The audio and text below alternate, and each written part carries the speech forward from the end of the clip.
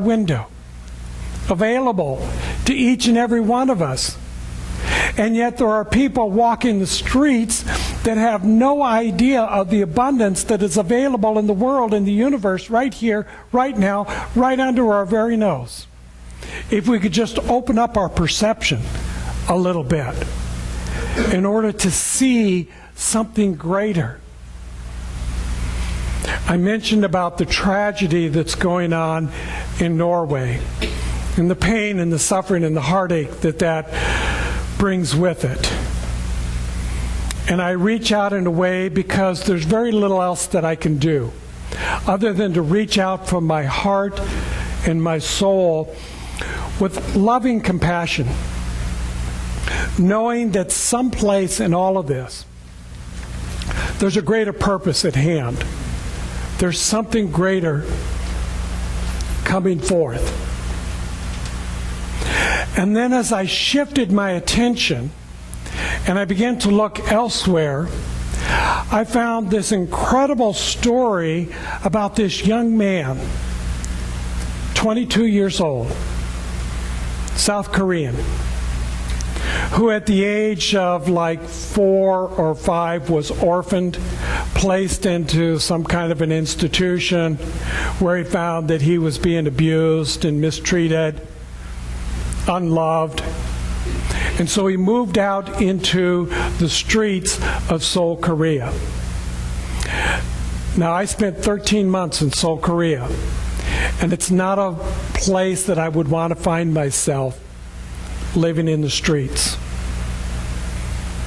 And yet this is what he did because he couldn't find in this place, this institution, these caretakers, the love that was really he was deserving of and worthy of.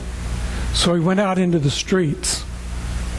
And the one thing that motivated him, by which he believed that there was a purpose for living in life, was that he loved to sing.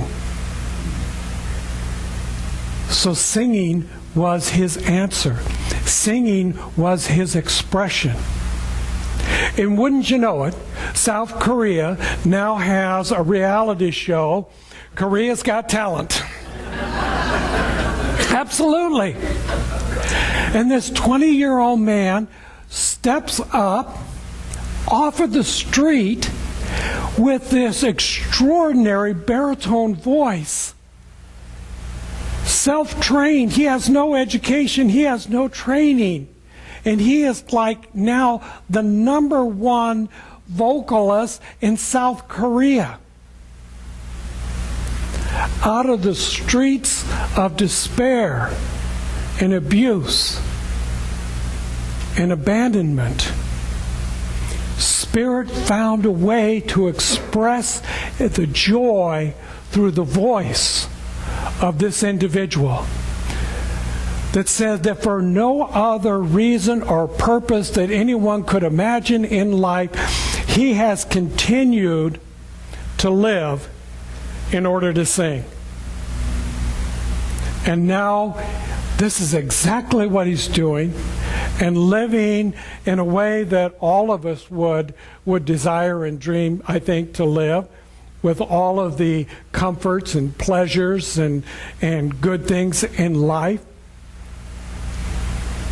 because he remembered that something within, something that called to him and says, there is a divine purpose for you to be in this life.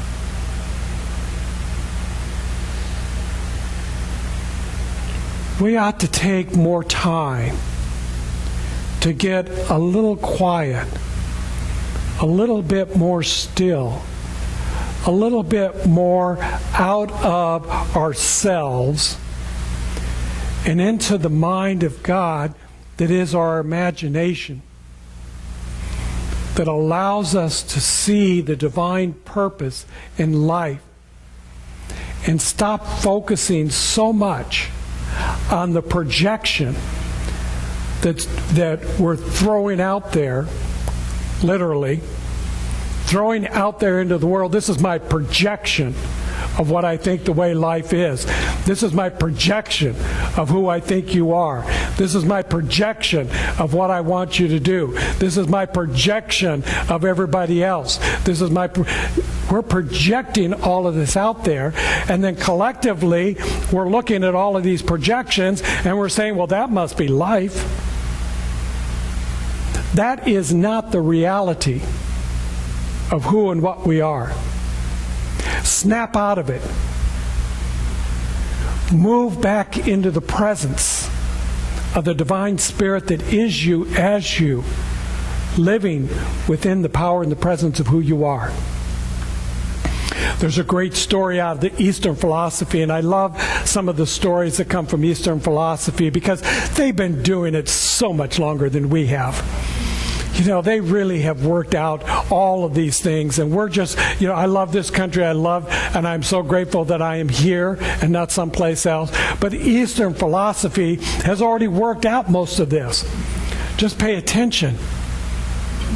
They tell the story of this king has his kingdom, you know, all of his servants and everything at it, and there's a holy man that comes into the court. And, you know, holy man in Eastern philosophies usually are kind of like a tattered little robe of some sort. They may have a walking staff, and they've got a begging bowl. That's it. That's their purpose in life, is to walk around and beg. And they're considered holy men. We don't see it that way. But they bring with them the presence.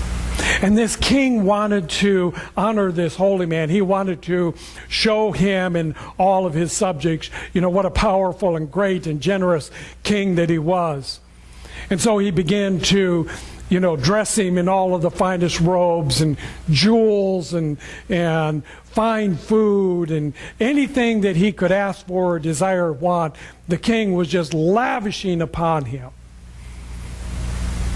Until one day, the holy man says to him, there is something that you want that I have.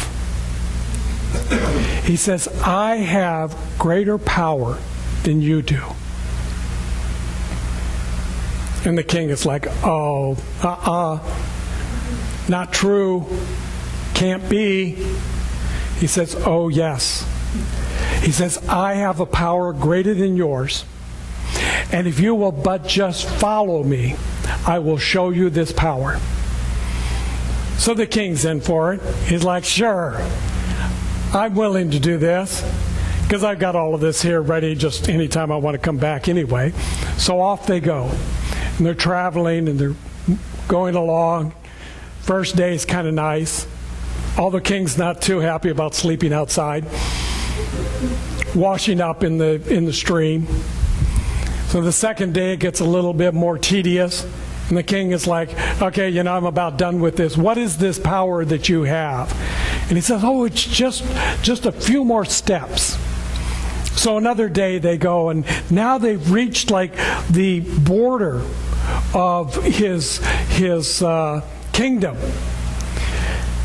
And the holy man says, just step across here, and I'll show you the power that I have. And the king says, oh, can't do that. Can't do that. I've got some enemies back there. I've got some people that are wanting to take over my throne. They want to get into my treasure chest. They want to grab all of the good stuff that I've got. I can't step over that. And the holy man says, there's the power that I have that you don't have. Because I can simply walk away from this. And I have everything that I've ever had, ever wanted, and ever desired. You can't step past that. You cannot move that one step beyond this. Because my power is here. My power is the presence of who I am in this experience of life. Your power is in all of that stuff, which is temporary. Do you feel that? Do you get the sense of the power that one holds by your perception